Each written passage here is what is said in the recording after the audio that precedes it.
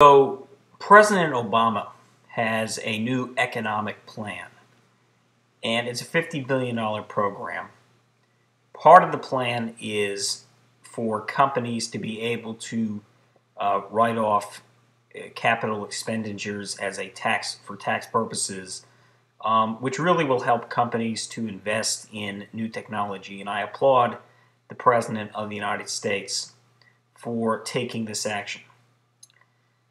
It kind of came as a surprise for me that the president would propose such a thing because the leading contender to be President Obama's 2012 Republican challenger, former Massachusetts Governor Mitt Romney, has been talking about this kind of proposal for months as he implemented it in Massachusetts, and during his 4 years in Massachusetts, 80,000 jobs were added. Romney is one of many Republicans to advocate for tax relief. Romney has been one to advocate for this specific type of tax cut to try to help us invest in the future of the economy. So I applaud the president for finally doing what he should have done. And Governor Romney made a good point. He said, "Why didn't the president do this in the original $787 billion proposal?" I believe the president has been slow to action. I'm glad he's finally doing what's necessary. Now, I don't know if this is a political motive or if this is really what the president believes is the right thing to do. That's going to be something that I won't know, and neither will you for sure. We can speculate all we want. But either way, it's a good thing for the country. The president's finally doing what Governor Romney suggested he do months ago. And that's only part of his proposal. Part of it is to work on infrastructure and roadways. And ordinarily, I wouldn't see a problem with I look at this from a standpoint of how much money we have already thrown out the window.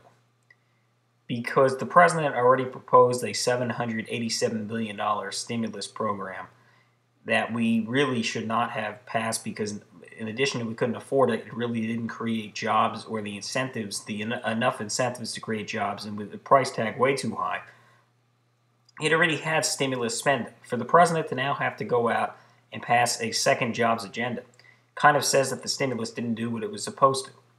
And we already know it doesn't, but it's kind of the president, without actually saying it, admitting that the stimulus didn't go far enough.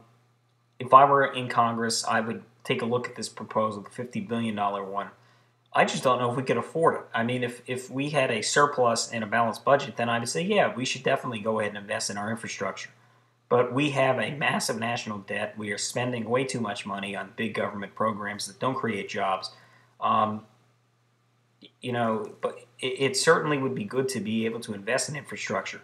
But the question isn't so much should we invest in it or not, or it should be can we afford it? And I think the answer to that question is no. Something has to be done about the economy. Tax relief is a large part of the equation. It certainly isn't everything. Certainly, infrastructure is a smaller part of the equation. But the thing is, we already had infrastructure spending with the $787 billion stimulus. Do we need more infrastructure spending? That's the question I think that people, taxpayers, voters will have to answer.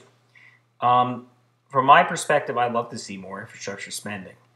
But we can't afford it right now. We have to realize that how many jobs, long-term jobs, is this going to create? We already created, the stimulus did not create jobs for the most part. It created a few jobs, temporary jobs for infrastructure. Infrastructure jobs are generally just temporary jobs, except if you're talking about operating more railroads and such. That's more jobs long-term. But for the most part, it's temporary. And the stimulus was supposed to invest in those jobs. To put all this money towards temporary jobs, I don't think is worth the cost.